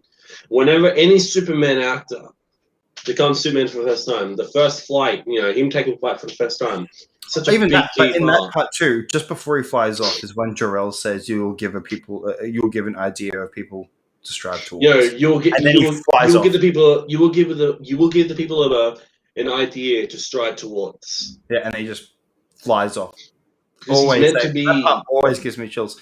And you say that Flight is your favorite. It's my favorite in the DCEU too. I've actually currently got it as my ringtone. Where is it? There's another one. I gotta find it on here. Oh god, type in Justice now. The first thing that shows up is Justin Bieber. There you go. Playlist, Justice League Snyder Cut soundtrack 2021. I love the fact that okay, so someone's just made this playlist and they've included in it freaking a lot of Hans Zimmer, like a lot of some Dark Knight stuff, especially from Hans Zimmer. But I really want to find dude, there's an actual release of it. Is it released yet? Yeah, I was listening to it today. Is it by Junkie XL? It's called Ultimate DC Zack Snyder's Justice League. Yeah, Junkie XL. Released. Got it. Yeah, Junkie XL. Yeah. I've got Zack Snyder's Justice League original motion picture soundtrack 2021. So a lot of it's good. Yeah. Oh my god, there's so much. There's so many different songs. I'm pretty sure the actual Hallelujah is on there. The Hallelujah they had in the trailer. The actual soundtrack is the exact same runtime as the movie. It's 3 hours. Yep. That's actually cool. I'm gonna listen. Yeah. I got something to listen to later. But let's get back into Superman stuff. Hey, so he then goes. We finally, and it was always teased in the trailers. Always teased in the trailers. This scene when he goes and sees Alfred. Yes, they teased that so much. He's like, you must, and I love how Alfred's like, Master Kent. I'm like, you just call it Master Kent. Master Kent. I've been waiting. He said you'll come. And which is great because he tells them where to go. Yeah, which is exactly where in the original he just shows up and you're like, why? How did you know that's the exact spot? Which we should mention too with the mother boxes too. Steppenwolf. The reason they chose Russia, that part of Russia, because it wasn't because it was a dead zone. It was because it was evacuated due to chemicals from a nuclear reaction. It was toxic. It was toxic, which was great because in the in the original, there were people living nearby. There were people there. Which made no sense. Supposed to be toxic. Why are there people there? Where the rest of the place is all abandoned. Why? They're secretly metahumans. But they're secretly metahumans and they live nearby. But they're like dumb metahumans that don't know the powers, so they're completely useless. the way that he arrives. Yes, the way he just arrives, like when Steppenwolf's about to freaking kill Cyborg and he just stops the axe, just hits him, and he's just like, what's he saying? What did he say to him again? He goes, I was going to tweet this out, tweet and post this too, but it happens and he looks back up at Steppenwolf and he goes, not impressed. Just tries to attack. He's like, I am not impressed. Yeah. And boy, does he give it to him. Holy shit. Yeah, he wasn't going to stop. No, he wasn't going to stop at all. And made me, I was just like, what are you going to stop? How are you going to stop him? Yeah. He was not going to stop. But what stopped him was they failed. Yes. Oh my God. They failed. Yeah. They failed originally, but we'll get back to that. We'll get back to that when we start actually talking about the other stuff. But we'll move on from Superman. We'll go to our last character development talk. Cyborg, dude.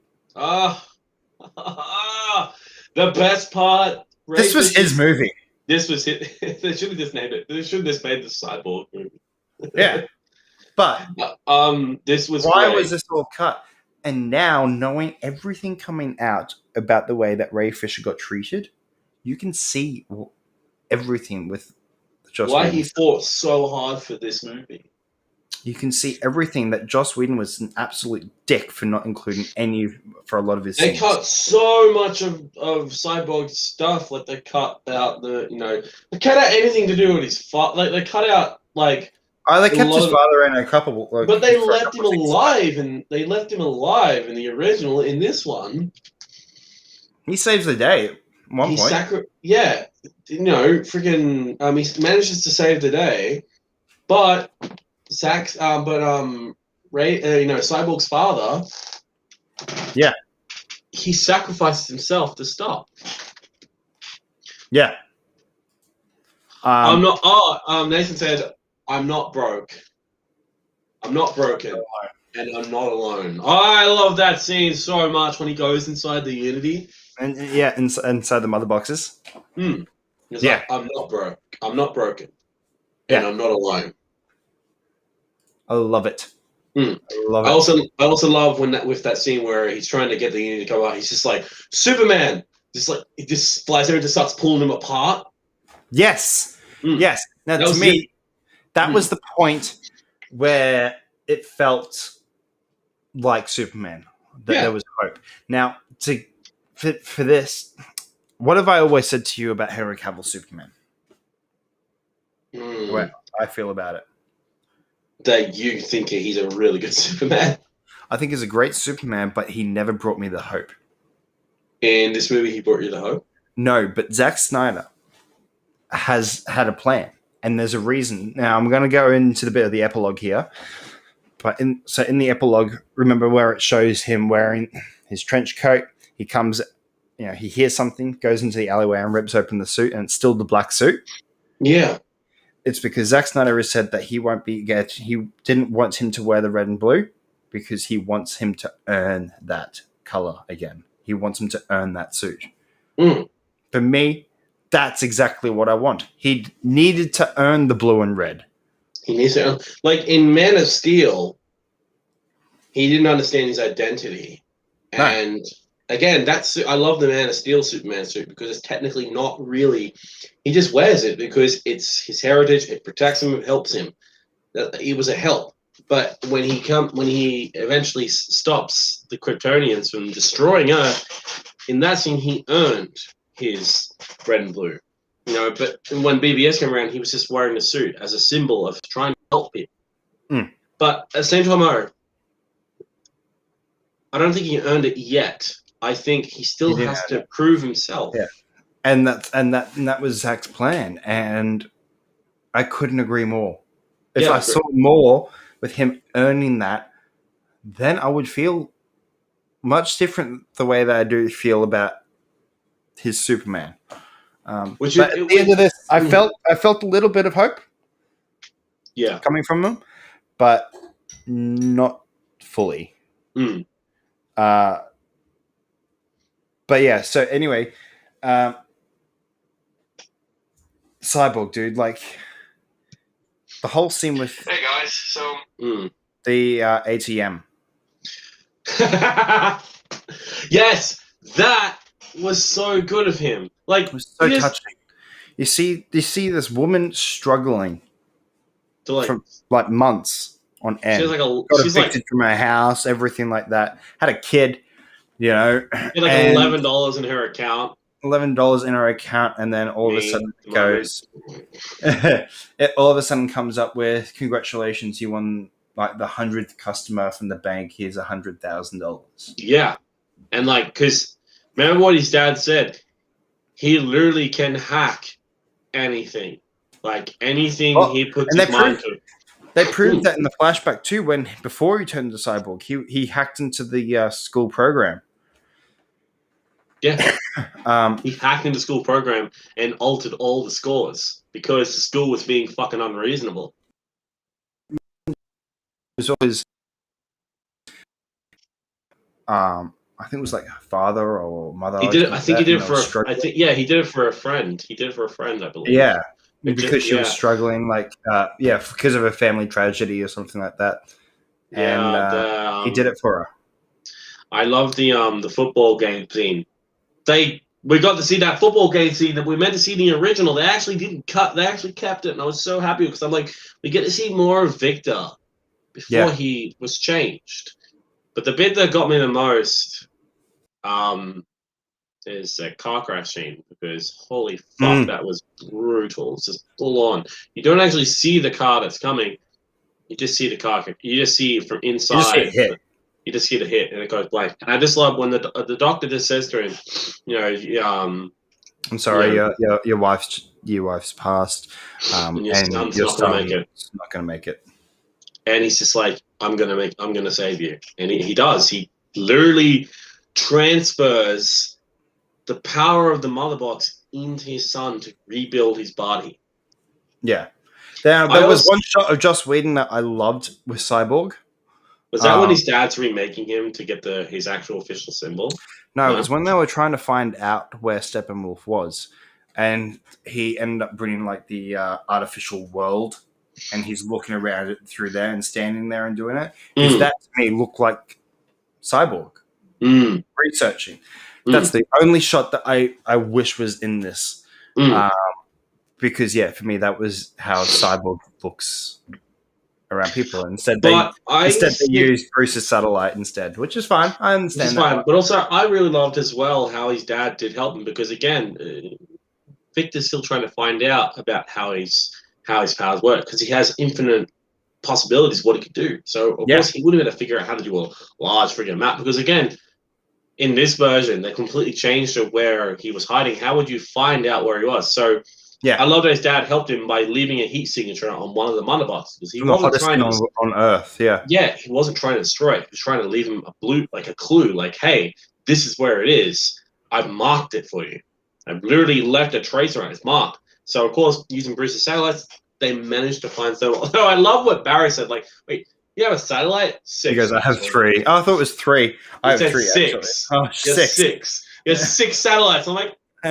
Of course you have 6 satellites. You're Bruce fucking Wayne. You literally have. Now, I was actually surprised. Going back to that, I was actually really surprised that was a Zack Snyder line. Yeah, and it was actually funny. Oh, not that one. The I'm rich. where he goes, yeah.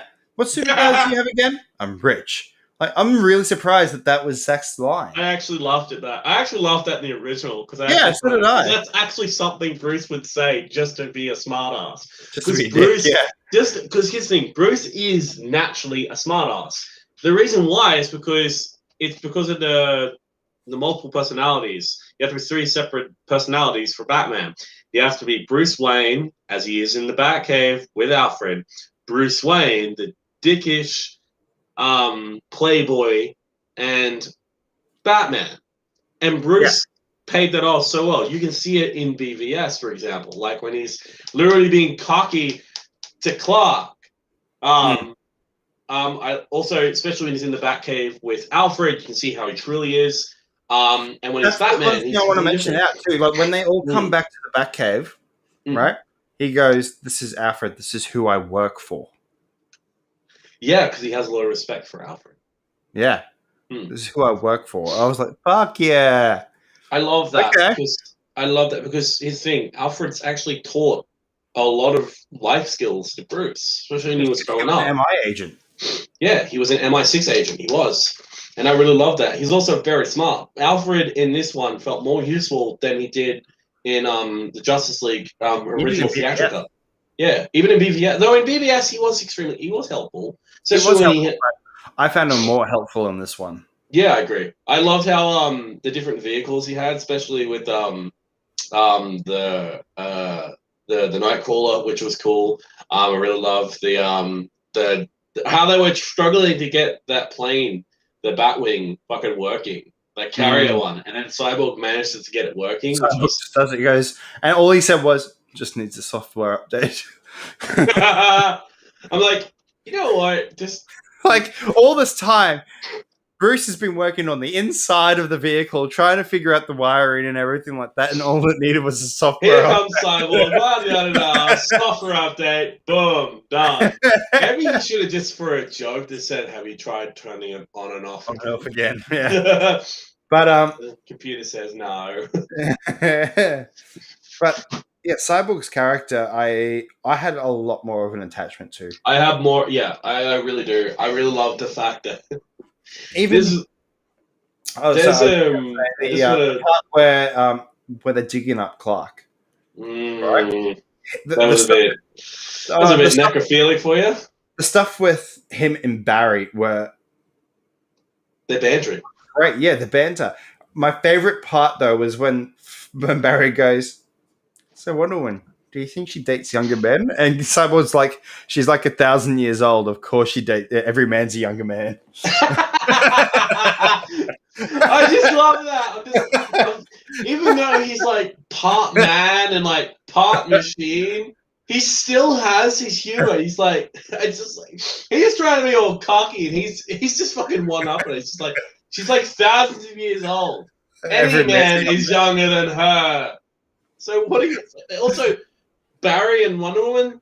Yeah, nah, that's not gonna. It was never gonna work. It was never gonna hurt. I just love it. I just loved it that he just shot him down so hard. Shot him down, yeah, so hard. He probably got a burn from that. But no, the good thing about with the one thing that made me happy about with Cyborg is they took out the one thing that made me happy about it is they took away when he says his catchphrase, "Booyah," they took that away. I was actually happy about that because in the original, it felt just they put it in there for fan service. It was just fan service. They just put it in there for fan service, and I'm like, but it's not the way you do fan service. You want to do fan service, make it reasonable. He only says that when he's with the Titans. But look at that. But if you want to do fan service stuff, look at Rogue One, right? The way that they did fan service there for me was when I think it was Jin, or it might have been Cassian, when he bumps into the 2 guys from the bar on Tatooine. That's how you do fan service. It's just subtly there, not forced. Yeah. And you want to do really good fan service, like literally just saying this one's for the fans. Endgame. The hallway fight, the Vader hallway fight in Rogue One, back to Rogue One, that Vader hallway fight, that is a love letter to the original fans of A New Hope, especially with Vader, who wanted to see a badass Vader, and no other scene. Endgame do too, like the whole thing with Cap. Avengers Assemble. It felt meaningful. Avengers Assembled and the Mjolnir. Yeah, Mjolnir. Yeah. Especially when he caught the hammer, like that is important because it actually pays into the plot. Of course he's going to use the hammer. That was of course fantastic. He's worthy. Done right. Yeah. But yeah. Anyway, back to Cyborg. I loved how he's discovering his powers, trying to use the thrusters and everything. Trying to on the roof. Yeah, I loved how because that's in Gotham. I know it's in Gotham, or is it in Metropolis? He was living in Gotham. He was living in Gotham. Yeah, I loved how Gotham City looks at nighttime. It looks so dark and gothic, and I love that. It kind of reminded me of Keaton's. The one thing I still don't like, though, with the Snyderverse is how close Metropolis and Gotham are. They're literally like just across. They're just across, and I'm like, in the comic universe, they're actually hours away from each other. They're like they're like 5 to 6 hours away. But if you're a superhero, though, it doesn't matter. But like again, the distance-wise, shouldn't just be across the bay. That's kind of a little silly. That's like if Batman just walked. That's like Bruce just like walked up to like the edge of the pier of Gotham. This guy, yo, Superman, how you doing? You suck. You suck. There you go, Batman versus Superman, right there. Just I hate you. Go home. The end. I hate you. I'm grumpy. Just like I can imagine him just like standing at the pier and just like going, "Hey, Superman." Just calls out across the bay. Yeah, you suck. Aww. And then I could see him go. I won. I won. Yeah, I won that one. For me, like that stuff though, like whenever I see that city across the river, when I see Metropolis across the river, I don't see it as Metropolis. I still see it as city. Yeah, just can you imagine if Superman just flew across there and he just like goes into the wrong apartment and it's just like not even like Lois in there, it's just like some random criminal. He's just like, hey, hang on, hang on. Wait, see that would have happened in the Justice. That would have happened in the Justice League. It would have happened in Justice League. I agree. But Cyborg.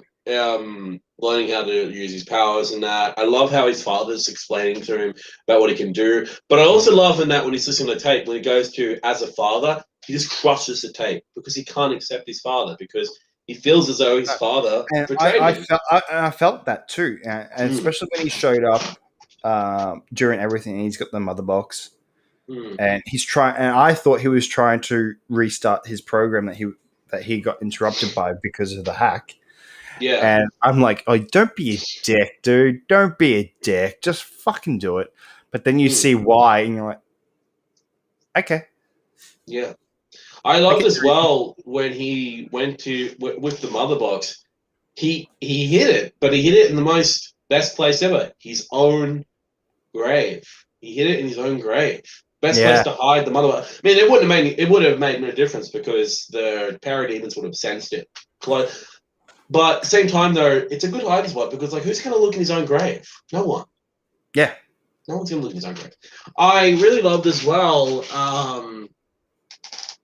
just overall with Cyborg, his whole connection with, with his father and that, and eventually his father's sacrifice makes him realize and appreciate his dad saving his life and giving him a second chance at life, even though he's a cyborg, even though he has the power of the mother box. You said before with he didn't want to accept his dad because he felt like he destroyed him. I got the vibe that he was always pissed at him because he was never there. That's another one too. Yeah, I think because he was always at work. Especially you can see that in the football game because his mom's there, but his dad's not there. And he was happy to see her, but then looked and saw the empty chair, and he just looked miserable. They still won the game, though. Yeah, they still won the game. Which, by the way, the other team that they were versing was an actual NFL team.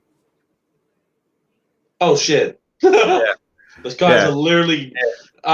If you watch Jackass 3, guys, the scene where they did the blind side, you know when that football guy literally just took out Knoxville. yeah, Yeah, that's exactly what American football is. It is brutal. It makes our yeah, football look like nothing. yeah. But But I think just comes down to it. Cyborg was such a. I loved his he was a character in this. crucial part in the story.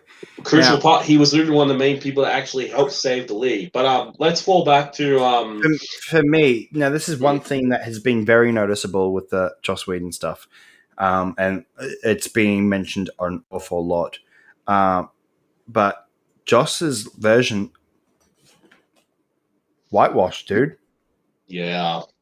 Um, he cut pretty much every scene with a person of color. He cut Iris He West cut he completely. cut Iris West. Mm, He cut 90% of Ray Fisher. yeah. 90% of his dad. Mm, Um, his dad's co-worker. He yeah. got rid of that. There's Did you four. also notice uh there's another character there that works alongside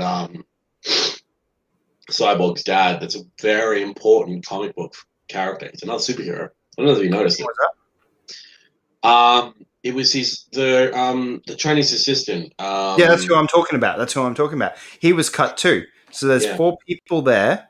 Mm, There's four people there of person of color that Joss Whedon got rid of. yeah. That's a bad look. That is a No, it's bad. not. Hang on. A second. Give me a second. I'm just doing a little bit of research. Hold on. Um, I I think we should bring him up. I think we should bring up the Martha scene. Give me a second. I just need to do this for you.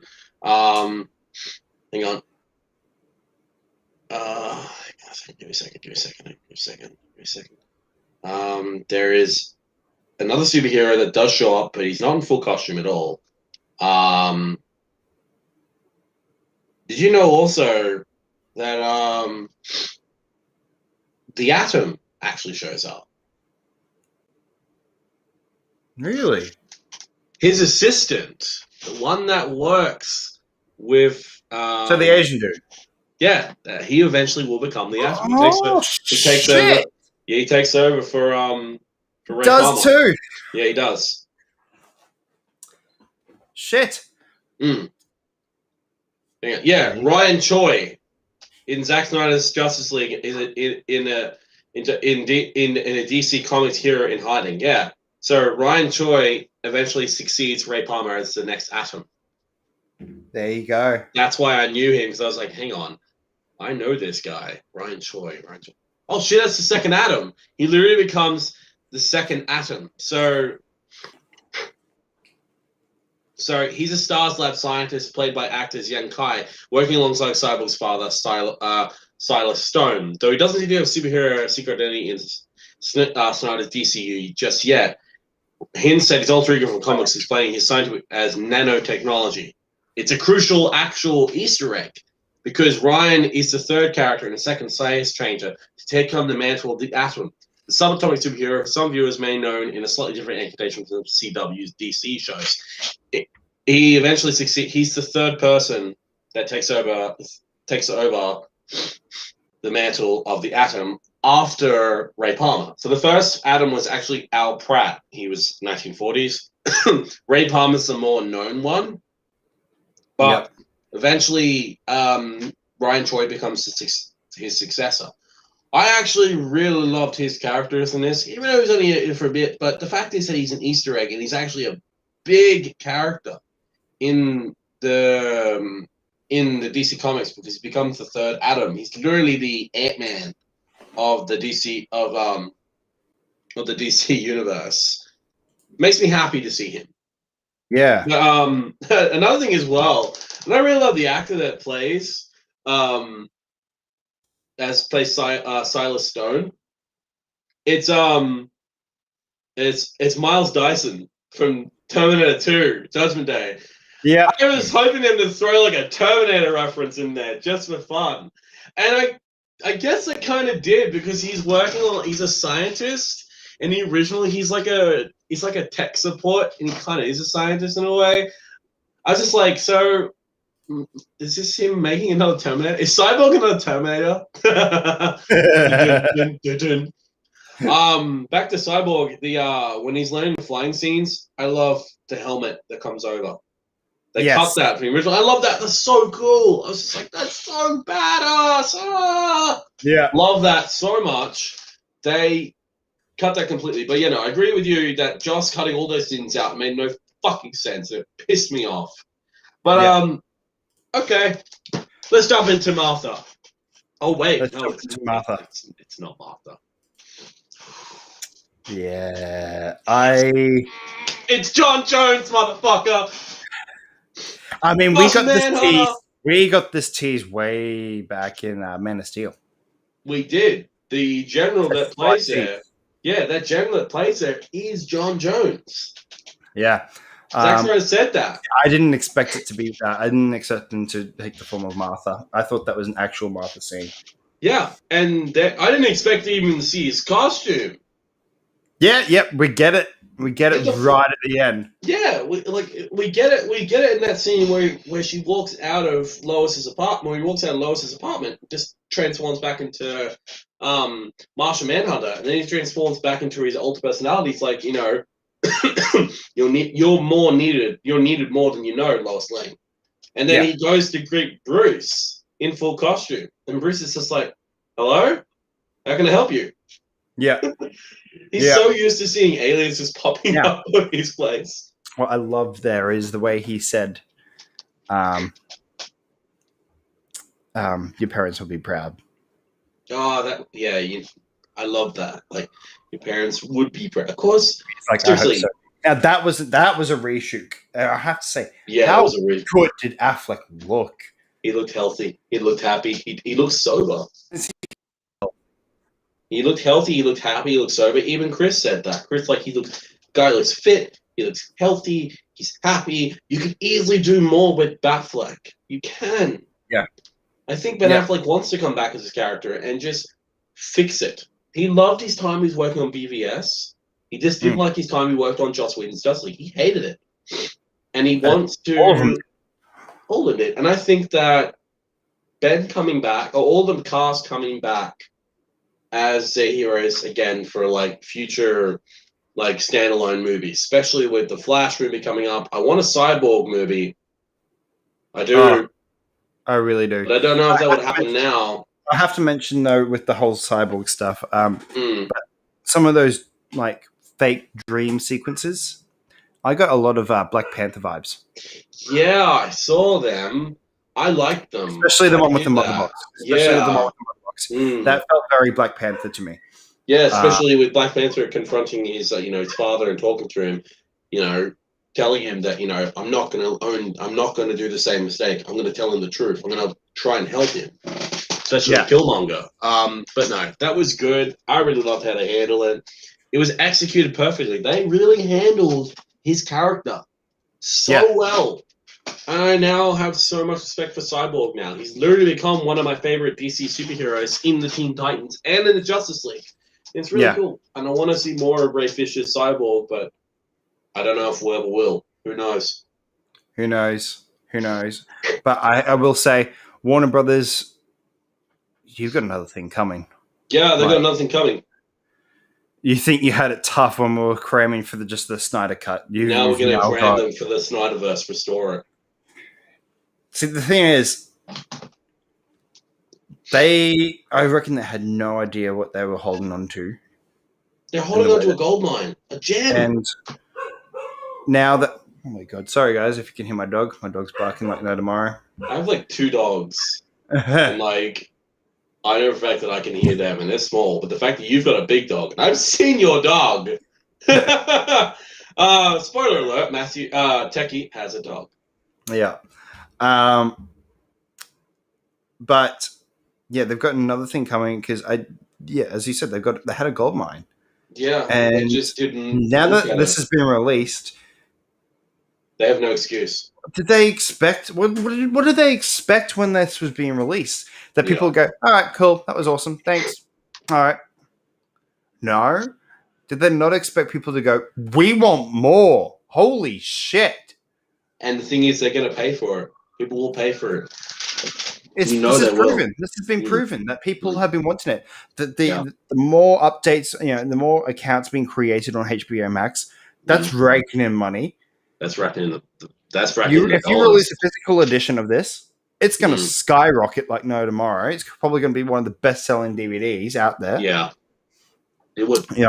And you said that if they do sell a physical copy, you'll take the one that you got out of your Justice League hard case, your metal case, the collector one, snap it in half, and then put the new one in there. Yep, I agree. Will you scratch out on the director's cut? Will you scratch out on the back of it the directed by Joss Whedon? Just like put it in Sharpie, directed by Zack Snyder. See, that's only on the paper part of it.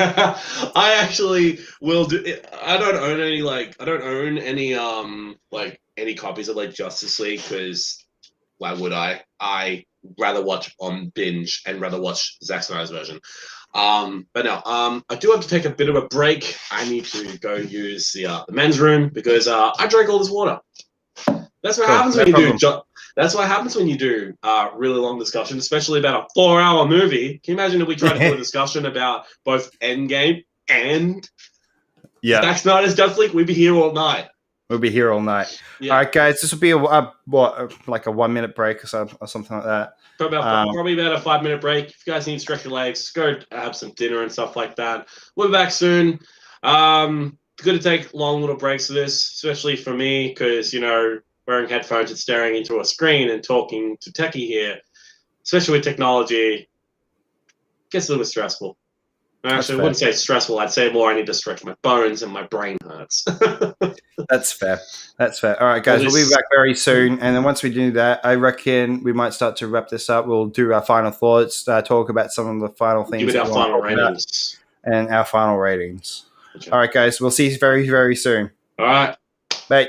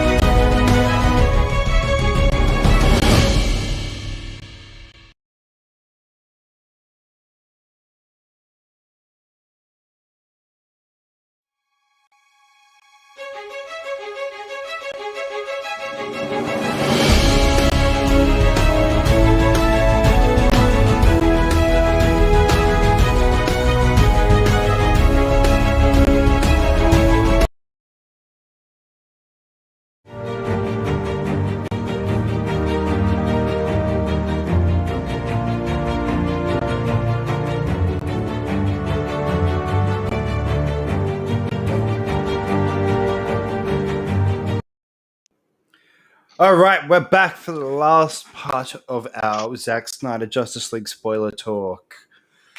All right, you ready for this, Talon? You ready to final up? Oh man, let's do it, because this has been a bloody roller coaster. Also, I cannot see you on my end, Techie. What's going on there? Is that right? Yeah, I can't see you doing video. Give me a second. You're all good. Just bear with us, guys. Oh. That's weird. Better? Better? But, yeah, no, it's, if you guys haven't seen the Snyder Cut, there is a reason why we wanted this film. Yeah. The fans wanted this movie. We felt so betrayed by what happened with Justice League that the fact is that this movie is not just for someone to make money on. No. This was a film for the fans. This was a film that the fans wanted. Zack heard us, and he was like, you know what? These people want my movie. He didn't even see it. He took us 4 years. Finally got it, 2021, as of March 18th. Nolan and Deborah, they said to this movie. Techie, how you going, man? Am I here? No, I think we've lost Techie. Oh. This is going to be a bit of a strange one. Well, hello? Techie. You with us, Techie? Yeah. Oh, dear. Sorry to our viewers. I'm having a bit of a technical glitch here. Hello. Anything there? This is embarrassing. But you All know, right, guys. especially when you're in Australia, our internet here is, well, it's kind of garbage. Okay.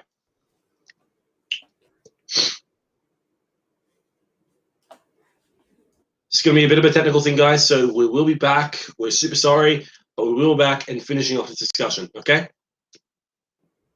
Yes, Techie's having some very big technical difficulties, so we will be back. We have to end this live stream, but we'll be back. Thanks, guys. Super sorry about this. It's stupid technical difficulties.